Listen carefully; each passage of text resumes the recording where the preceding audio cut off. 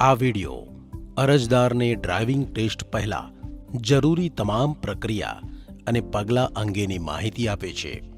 કૃપા કરીને સંપૂર્ણ વિડિયો ધ્યાનથી જુઓ. અરજદારે પોતાની ટેસ્ટ માટેના એપોઇન્ટમેન્ટના આધારે ફાળવવામાં આવેલ નિર્ધારિત સમયે આવીને વેઇટિંગ રૂમમાં બેસવાનું રહેશે.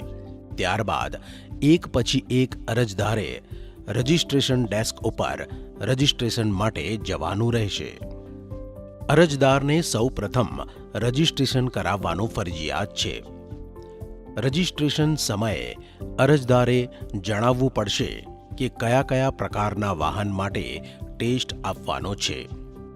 અરજદારે જે વાહન ચલાવીને ટેસ્ટ આપવાનો છે તે વાહનનો નંબર રજિસ્ટ્રેશન પ્રક્રિયા વખતે જણાવવો ફરજિયાત રહેશે. ડોક્યુમેન્ટ્સ અને તેની સાથે એક RFID ટેગ એટલે કે સેન્સર આપવામાં આવશે.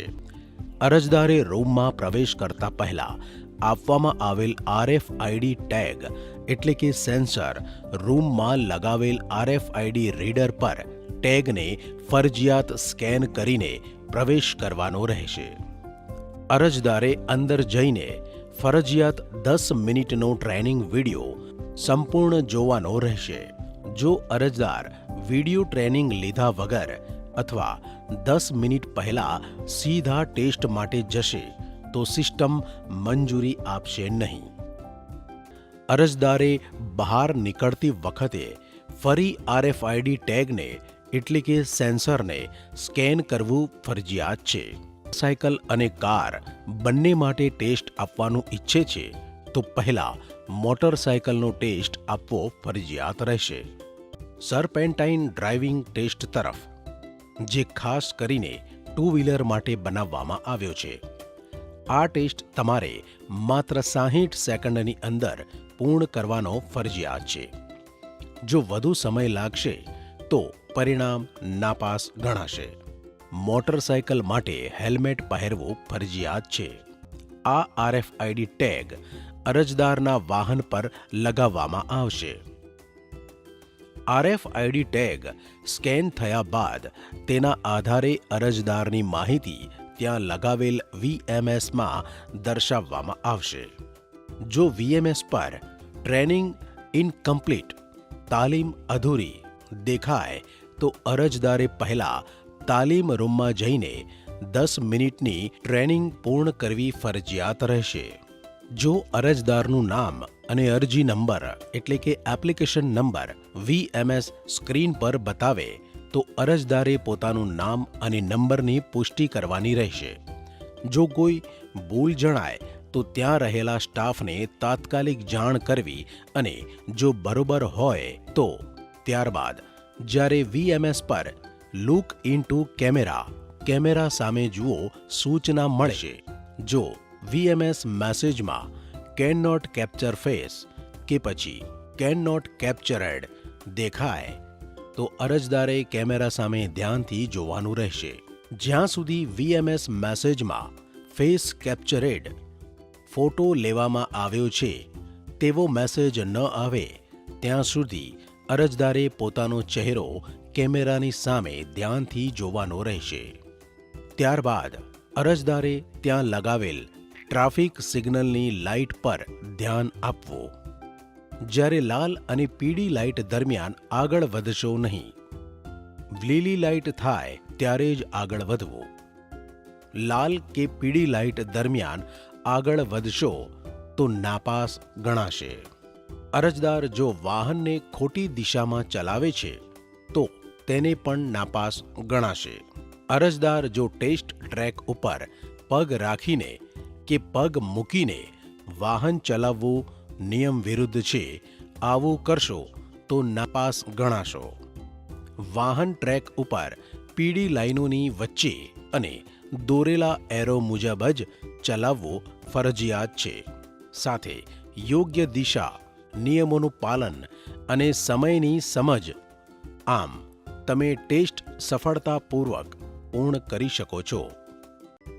અરજદારે રજિસ્ટ્રેશન સમયે આપેલું RFID ટેગ એટલે કે સેન્સર ત્યાં ઊભેલા સ્ટાફને આપવાનું રહેશે. આ RFID ટેગ અરજદારના વાહન પર લગાવવામાં આવશે. RFID ટેગ સ્કેન થયા બાદ તેના આધારે અરજદારની માહિતી ત્યાં લગાવેલ VMSમાં દર્શાવવામાં આવશે. Look into camera. કેમેરા સામે જુઓ સૂચના મળશે. જો VMS મેસેજમાં કેન નોટ કેપ્ચર ફેસ કે પછી કેન નોટ કેપ્ચરેડ દેખાય તો અરજદારે કેમેરા સામે ધ્યાનથી જોવાનું રહેશે. જ્યાં સુધી VMS મેસેજમાં ફેસ કેપ્ચરેડ ફોટો લેવામાં આવ્યો છે તેવો મેસેજ ન આવે ત્યાં સુધી અરજદારે પોતાનો ચહેરો કેમેરાની સામે ધ્યાનથી જોવાનો રહેશે. ત્યારબાદ અરજદારે ત્યાં લગાવેલ ટ્રાફિક સિગ્નલની લાઇટ પર ધ્યાન આપવું. જ્યારે લાલ અને પીળી લાઇટ દરમિયાન આગળ વધશો નહીં. લાલ કે પીળી લાઇટ દરમિયાન આગળ વધશો તો નાપાસ ગણાશે. લીલી લાઇટ થાય ત્યારે જ આગળ વધવું. હવે આપણે આગળ વધીએ છીએ. અરજદારે પેરેલલ પાર્કિંગ ટેસ્ટ 130 સેકન્ડની અંદર પૂર્ણ કરવો જરૂરી છે.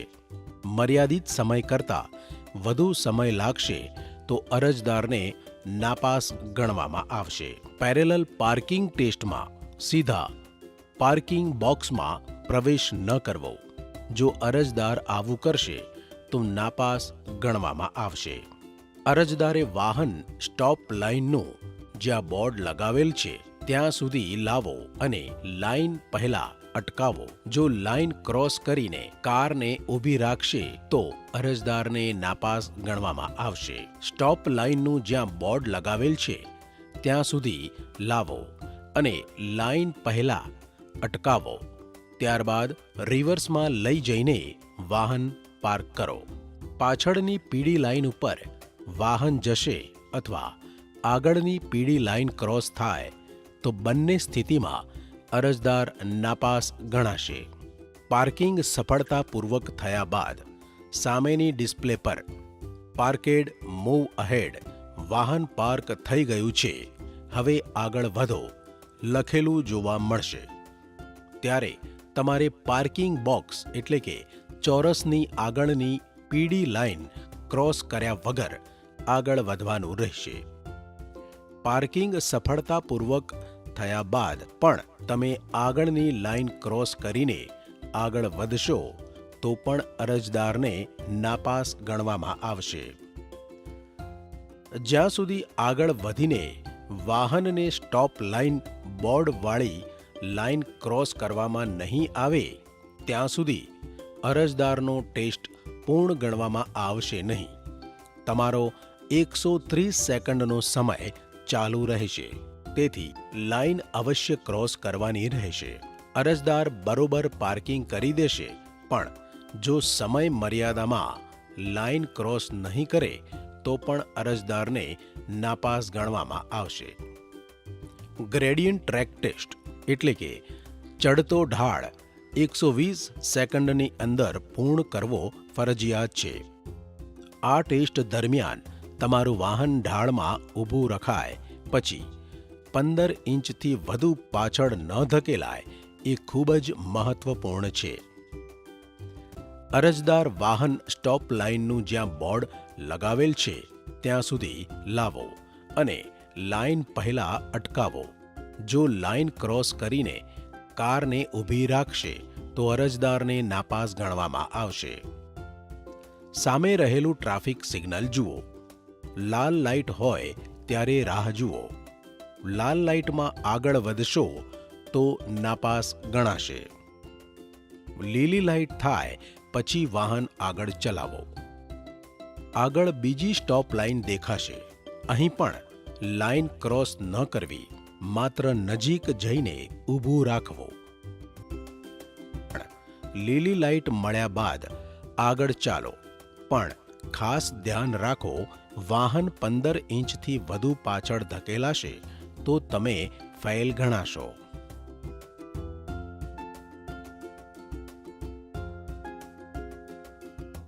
ઇંગ્લિશ 8 આકારના ડ્રાઇવિંગ ટેસ્ટ ટ્રેક. આ ટેસ્ટ તમારે માત્ર 90 સેકન્ડની અંદર પૂર્ણ કરવો ફરજિયાત છે. વધુ સમય લીધો તો તમારું પરિણામ નાપાસ ગણાશે. અરજદાર વાહન સ્ટોપ લાઇનનું જ્યાં બોર્ડ લગાવેલ છે ત્યાં સુધી લાવો અને લાઇન પહેલા અટકાવો.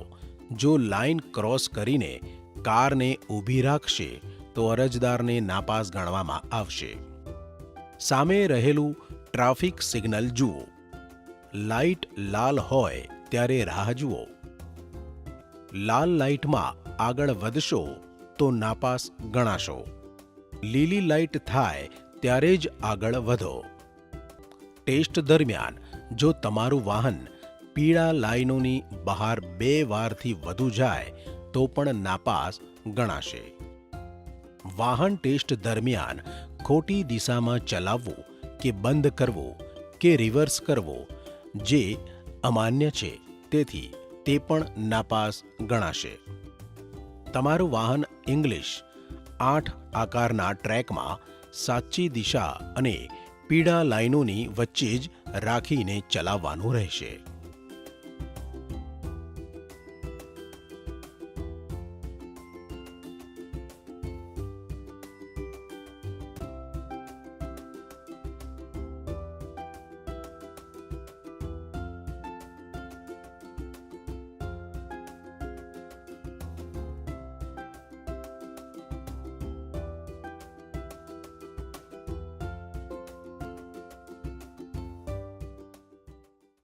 રિવર્સ એસ આકારનો ડ્રાઇવિંગ ટેસ્ટ. રિવર્સ એસ આકારના ટેસ્ટ ટ્રેક. આ ટેસ્ટ અરજદારે 150 સેકન્ડની અંદર પૂર્ણ કરવો ફરજિયાત છે. જો તમે વધુ સમય લેશો તો તમારું પરિણામ નાપાસ ગણાશે. અરજદારે વાહન સ્ટોપ લાઇનનું જ્યાં બોર્ડ લગાવેલું છે ત્યાં સુધી લાવો અને લાઇન પહેલા અટકાવો. જો લાઇન ક્રોસ કરીને કારને ઊભી રાખશે તો અરજદારને નાપાસ ગણવામાં આવશે.